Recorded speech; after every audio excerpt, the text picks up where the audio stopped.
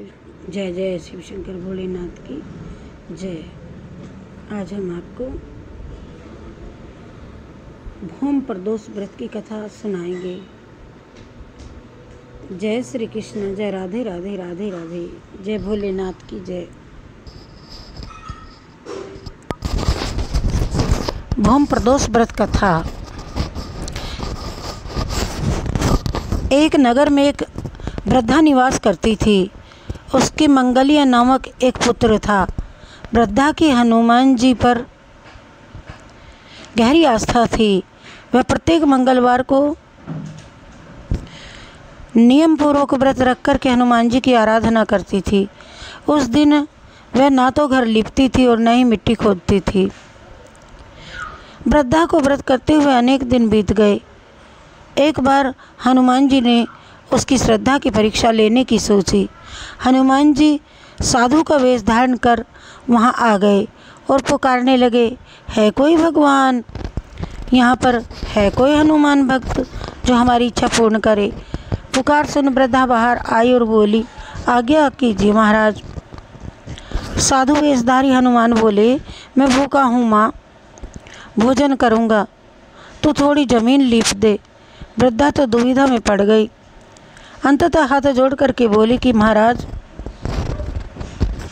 लीपने और मिट्टी खोदने के अतिरिक्त आप कोई दूसरी आज्ञा दें, मैं अवश्य पूर्ण करूंगी। साधु ने 3 बार प्रतिज्ञा कराने के बाद कहा, अगर तू अपने बेटे को की पीठ पर, मैं उसकी पीठ पर आग जला करके भोजन बनाऊंगा। वृद्धा के पैरों तले धरती खिसक गई, परंतु वह प्रतिज्ञाबद्ध थी। उसने मंगलिया को बुला करके साधु के सुपुर्द कर दिया, मगर साधु रूपी हनुमान जी ऐसे ही नहीं मानने वाले थे। उन्होंने वृद्धा के हाथों से ही मंगलिया को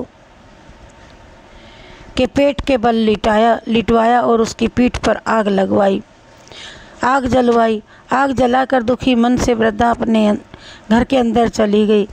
इधर भोजन बनाकर साधु ने वृद्धा को बुला कर के कहा, मंगलिया को पुकारो, बुलाओ, ताकि वह भी आकर के भोग लगा ले।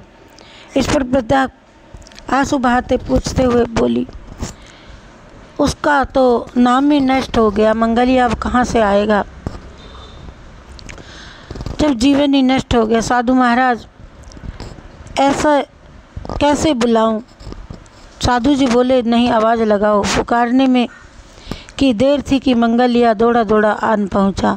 मंगलिया को जीवित देख वृद्धा को सुखद आश्चर्य हुआ और साधु के चरणों में गिर करके रोने लगी।